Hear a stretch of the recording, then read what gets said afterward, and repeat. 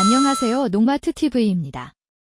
농사를 지을 때 가장 중요한 요소 중 하나 토양. 토양이 좋아야 작물이 올바르게 자랄 수 있는데요. 오늘은 그 중에서 토양의 pH에 대해 알려드리겠습니다. 토양 pH는 토양의 산성 또는 알칼리성의 측정도입니다. 0에서 14의 범위로 7이 중성이며 7을 기준으로 숫자가 낮으면 산성 토양, 높으면 염기성 토양이라고 합니다.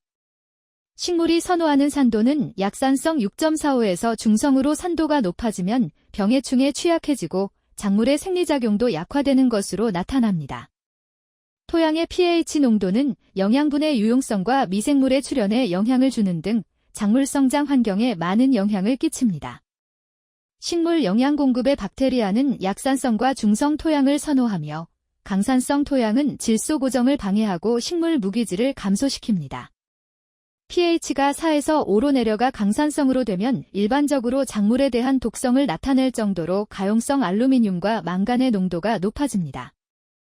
강우량이 적은 지역에서 염류집적으로 토양의 pH가 높아지며 석회의 집적이 많으면 pH가 8.5까지 올라갑니다.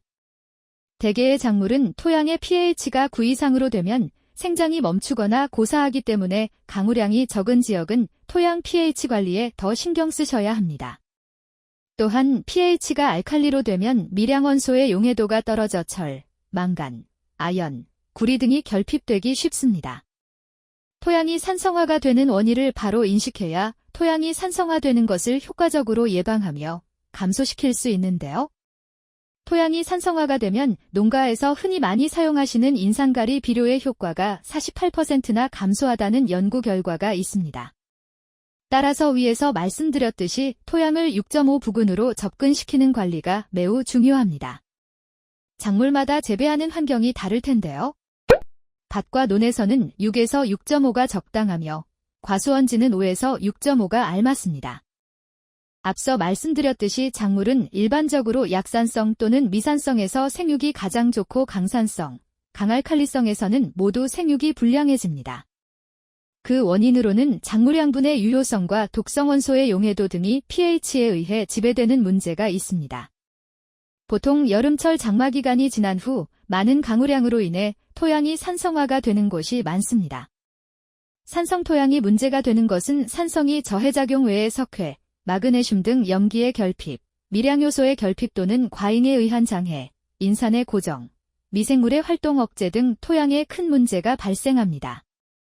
하지만 산성화가 토양에서는 토란, 무, 감자는 생육에 좋은 영향이 있습니다. 반대로 콩, 팥, 시금치, 파 등의 생육은 떨어지게 됩니다.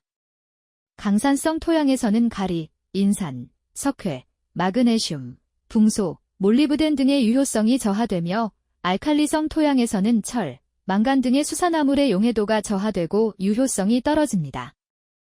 그렇다면 토양의 pH를 어떻게 조절해야 할까요?